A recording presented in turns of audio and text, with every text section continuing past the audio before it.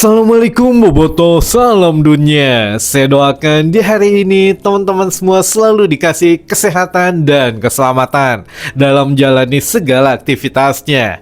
Amin. Baik Boboto, langsung kita update informasi Persib Bandung terbaru.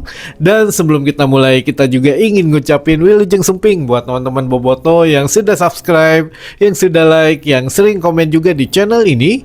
Mudah-mudahan menjadi amal kebaikan teman-teman Boboto semua yang langsung dibalas oleh Allah Subhanahu wa taala. Amin. Dan Bobotoh, seandainya ini hari Jumat gitu ya, pasti akan ada sebutan jamaah yang berbahagia atau ya sidang Jumat yang berbahagia katanya gitu ya. Jadi siapa yang mulai bergadang lagi tadi subuh yang mana menyaksikan laga semifinal antara Prancis menghadapi Spanyol gitu ya teman-teman. Nah ini juga sudah banyak yang mengunggulkan Prancis gitu ya, yang mana superior klubnya gitu ya, permainannya juga bagus dari mulai babak penyisihan grup sampai dengan semifinal ini seakan-akan mulus gitu ya jalannya. Tapi ya kita tetap mengandalkan tim analisis dari tim redaksi kami gitu ya teman-teman. Dari awal sebelum Piala Dunia dimulai, dilihat dulu nih Spanyol apa saja atau siapa saja lawannya gitu ya, lalu pemainnya, pelatihnya segala macam dibedah. Akhirnya ya sudah katanya rekomendasi yaitu Spanyol teman-teman, dan alhamdulillah gitu ya terbukti sampai dengan tadi subuh kita masuk ke babak final teman-teman. Kenapa? Nah ada beberapa yang bisa kita jadikan pelajaran atau bisa kita jadikan contoh untuk kita sebagai Bobotoh mendukung tim kebanggaan kita Persib Bandung. Ada hubungannya teman-teman. Jadi sedikit kita bahas nanti mengenai intermezzo ini gitu ya. Dan sebelumnya juga nanti kita akan bahas mengenai ada salah seorang pemain Persib Bandung yang masih mempunyai kontrak ternyata memilih pisah jalan dengan Persib Bandung teman-teman gitu. Nanti kita juga bahas untuk masalah itu. Tapi sebelumnya ya hiburan gitu ya, intermezzo sedikit teman-teman sambil nunggu Persib latihan, yang mana untuk semifinal antara Prancis dan Spanyol ini kenapa banyak yang mengunggulkan Prancis? Ya mungkin dari beberapa orang, atau kalau kita persentasekan 7 dari 10 orang memilih Prancis. Kenapa? Karena melihat pemainnya, yang dilihat central forwardnya atau pemain yang memang menjadi sorotan, Mbappe-nya, lalu ini lalu itu segala macam lah, squad mewah intinya mah gitu ya teman-teman. Namun mereka melupakan kalau untuk tim yang stabil itu bukan hanya daya gedornya saja yang bagus teman-teman, tapi daya bertahannya pun harus bagus. Nah ini yang bisa kita jadikan contoh ketika Boyan Hodak menangani Persib Bandung musim kemarin teman-teman. Jadi untuk jumlah gol kita itu tidak signifikan, tapi daya kebobolan kita itu sedikit gitu ya teman-teman. Nah Spanyol pun perlu diingat, sampai dengan ya semifinal tadi malam itu Spanyol hanya kebobolan 1 gol gitu ya teman-teman. Ini luar biasa untuk lini pertahanannya. Ingat teman-teman, Boyan Hodak pernah bilang bahwa siapa yang memang bagus pertahanannya maka dia yang akan memenangkan pertandingan gitu ya. Nah ini juga yang mana kan Spanyol banyak banget untuk variasi serangannya. Nah ini juga sudah pernah dijelaskan ya ke saya tentu saja gitu ya sama tim redaksi ini, yang mana Spanyol ini perpaduan pemain muda dan pemain yang memang pemain jadi gitu ya, pemain seniornya, ditambah untuk kualifikasi pelatihnya dilihat dari berbagai macam strategi yang pernah dia mainkan, ini akan menjadi sesuatu yang berbahaya katanya, dan memang terbukti gitu ya. Nah ini juga pelajaran yang bisa diambil di Persib Bandung, bahwa saat ini Coach Igor sepertinya teman-teman akan merubah sedikit variasi serangan dari Persib Bandung di zaman Boyan Hodak. Ini juga pernah kita sampaikan di awal-awal ketika baru masuknya Mutombo, lalu juga ada Menalo gitu ya, kita sudah bisa sedikit punya gambaran.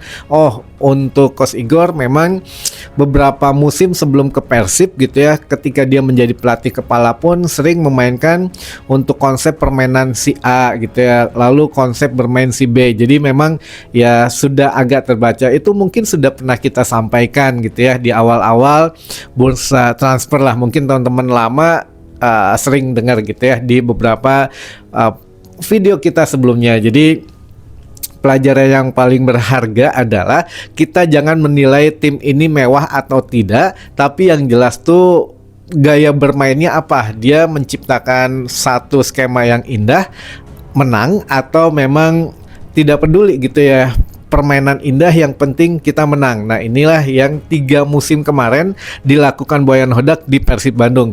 Boyan Hodak tidak peduli permainan indah, yang penting menang gitu ya. Nah apakah Igor Tolic ini memang ingin meniru Boyan Hodak secara plek-ketiplek gitu ya, atau memang punya sedikit variasi serangan yang lain? Nah kita melihatnya adalah memiliki sedikit serangan atau skema bermain yang agak lain dari Boyan Hodak, teman-teman, dengan menumpuk pemain tengah di sini, lalu juga pemain sayap, dan juga ya setidaknya ada satu predator yang memang didapuk menjadi striker, yaitu Balsa Sekulic gitu ya, yang mana kan Balsa sudah dihubungi langsung oleh Coach Igor, katanya ditawari, diiming-imingi bahwa Persib memiliki bobotoh yang sangat luar biasa loyalnya. Nah ini memang ya menjadi daya jual gitu ya, bobotoh itu di mata pemain-pemain yang ingin diajak gabung ke Persib Bandung. Jadi teman-teman, jangan meremehkan apa yang sudah atau apa yang belum gitu ya, yang belum dilakukan oleh Persib Bandung ke depannya. Karena begini, untuk analis atau analisa itu sekarang tuh berdasarkan fakta dan data gitu ya. Jadi bukan hanya berdasarkan keyakinan saja. Itu mah udah zaman Barreto pisan. Ya apa gunanya sekarang zaman semakin modern tapi masih mengandalkan perasaan. Perasaan misalkan, perasaan mah harusnya menang ya Prancis menghadapi Spanyol katakanlah gitu ya. Tapi kita memegang data dan fakta, teman-teman. Ya analisa yang memang sudah diberikan gitu ya ya saya melihat analisanya, ternyata data dan fakta itu ya memang ada gitu ya, track recordnya, lalu juga ada kayak apa ya namanya itu ya jejak digitalnya lah gitu ya, sehingga ya kita lebih percaya data daripada percaya perasaan untuk masalah ya teknis gitu ya. Tapi kalau masalah yang lain-lain mah itu beda ya perasaannya gitu ya teman-teman. Nah ini juga kita sebagai bobotoh setidaknya harus yakin lah apa yang akan dilakukan oleh manajemen Persib Bandung, oleh pelatih Persib Bandung, oleh pemain-pemainnya gitu ya. Baru latihan jangan ada yang bilang aduh ini di latihan oke kia pemainnya, lalu aduh si ini kok dipertahanin, kok si itu tidak dilepas dan lain sebagainya. Nah ini ada data dan faktanya gitu ya teman-teman. Makanya kemarin kita nawarin nih tim analis kita nih luar biasa gitu ya, walaupun ya masih belajar, tapi ya luar biasalah untuk analisanya teman-teman. Mudah-mudahan musim depan bisa ke Persib Bandung gitu ya. Jadi kita bisa mendapatkan satu informasi yang akurat lagi teman-teman. Jadi ya sekali lagi ya begitulah, Spanyol mudah-mudahan menjadi juara dunia di tahun ini karena kita berdasarkan data dan fakta, bukan hanya perasaan saja. Kalau perasaan mah yaitu bukan secara bukan secara metafisika gitu ya, tapi ya nggak bisa dijelasin lah gitu teman-teman. Kalau memang data dan faktanya Spanyol oke lah untuk menjuarai Piala Dunia musim ini teman-teman, atau di tahun ini. Baik, itu sekilas intermezzo mengenai Piala Dunia tadi subuh, yang mana kita juga mengucapkan langsung saja hatur nuhun kepada Dimas Drajat yang sudah 2 musim bersama Persib Bandung, walaupun memang tidak jodoh gitu ya, 1 musim di Persib Bandung gitu ya ketika direkomendasikan oleh Boyan Hodak, namun akhirnya cedera lumayan mengganggu gitu ya. Akhirnya musim keduanya dipinjamkan ke Malut United dan sempat menjadi perbincangan juga walaupun menjadi pemain pinjaman. Tapi ketika Persib menghadapi Malut di Maluku itu, ketika gol dari Malut ya Dimas seakan-akan melepaskan seneng banget gitu ya ketika Malut membobol gawang Persib, padahal kan dia masih pemain Persib Bandung. Nah itu menjadi sempat kontroversi di kalangan bobotoh dan lain sebagainya teman-teman. Akhirnya di musim ketiganya yang seharusnya Dimas Derajat itu punya kontrak 3 tahun dari 2024 sampai 2027, 3 tahun teman-teman gitu ya. Namun di tahun ya terakhirnya ini ya mungkin belum berjodoh juga. Nah kabarnya apakah ditebus oleh salah satu klub Liga 2 atau memang Dimas Derajat yang meminta dijual. Nah ini ada dua hal yang harus nantinya oleh manajemen Persib Bandung gitu ya ketika resminya diumumkan teman-teman. Tapi kalau rumorsnya gitu ya, hawar-hawarnya katanya akan pindah ke PSS Sleman. Nah kita juga nggak tahu teman-teman apakah memang benar ke PSS atau masih tetap ada di Liga 1 gitu ya. Ini juga menjadi satu hal yang ya karunia juga gitu ya sebetulnya buat Dimas Derajat. Kalaupun di Persib Bandung ini agak sedikit susah masuk ke tim utamanya juga karena apa ya, kalau Coach Igor lebih mementingkan setidaknya tuh ke apa ya, ya apa yang ingin dia mulai gitu ya, ya dia harus apa aplikasikan di musim depan. Jadi kan Dimas Derajat ini bawaan Boyan Hodak waktu itu gitu ya, walaupun sebetulnya ini 50-50 teman-teman, entah saya sudah pernah cerita atau belum gitu ya, Dimas Derajat sebetulnya bawaan Pak Teddy Cahyono gitu ya, walaupun ya masuk di zaman Boyan Hodak pertama gitu ya di musim pertamanya, tapi ini bawaan dari Pak Teddy Cahyono dari mulai 3 tahun yang lalu katanya gitu ya. Nah ini saya juga lupa udah pernah cerita atau belum, tapi yang jelas ya sudah gitu ya, mungkin memang kalau dari skema bermain, cara bermain ya mungkin bukan tipe Persib gitu ya untuk Dimas Derajat, tapi ketika masuk ke Persib ya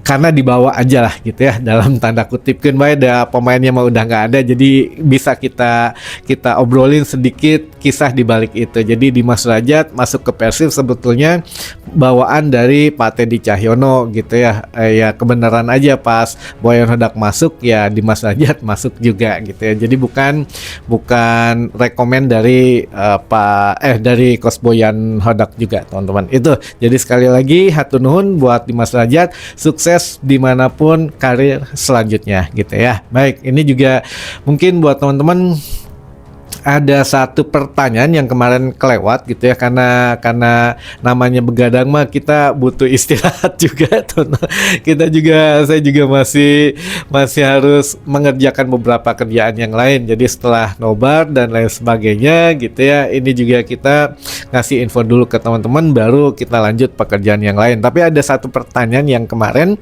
belum kita bacakan, yang satu saja gitu ya teman-teman. Assalamualaikum Kang. Waalaikumsalam. Apakah di manajemen Persib Bandung tidak ada orang yang ditunjuk sebagai juru bicara atau memberikan penjelasan kepada masyarakat atau bobotoh kalau ada info-info atau permasalahan? Nah ini pertanyaan yang bagus teman-teman. Kalau manajemen Persib Bandung itu punya namanya divisi MO atau Media Officer gitu ya. Media Officer ini ngapain aja ya, ngurusin segala macam media sosial Persib Bandung, dari mulai apa ya, peluncuran atau pengumuman Wilujeng Sumping, pengumuman Hatur Nuhun, lalu juga kapan waktunya, lalu juga ya bagaimana caranya gitu ya, tolong diedit gitu ya videonya, tolong ini tolong itu, lalu juga dipublikasikan ke media, atau ketika Persib bertanding gitu ya, melakukan sesi wawancara atau apa namanya tuh press conference gitu ya. Nah itu yang ngatur media officer teman-teman gitu ya. Nah kalau untuk juru bicara sebetulnya meliputi itu juga. Namun kalau untuk secara profesionalnya gitu ya, untuk media officer tidak perlu menanggapi hal-hal yang masih berbau spekulasi, gosip, rumors dan lain sebagainya. Itu nggak perlu sebetulnya. Yang perlu itu misalkan kemudian hari atau di kemudian hari ada lagi masalah apa ya, bullying, atau misalkan masalah apa ya, harus ada fitnah gitu ya, ini harus diklarifikasi. Nah ini tugas dari media officer gitu teman-teman. Tapi kalau untuk masalah yang apa ya, masalah yang beredar di tengah bobotoh itu tidak perlu sampai media officer juga gitu ya. Jadi kalau media officer itu secara badan hukumnya menyerang satu tim gitu ya, misalkan Persib di fitnah bahwa A B C D E gitu ya. Nah, ini baru turun secara tim juga memberikan klarifikasi gitu. Tapi kalau untuk masalah yang beredar di tengah bobotoh mah itu belum perlu untuk dari media officer, karena media officer ini membagikan hal-hal yang positif saja. Makanya ada tim-tim media yang lain gitu ya, termasuk ya mungkin kami juga di sini gitu ya, yang memberikan satu kontrol sosialnya. Kalau memang itu baik ya kita dukung, kalau ini memang kurang baik ya kita juga kritisi sama teman-teman.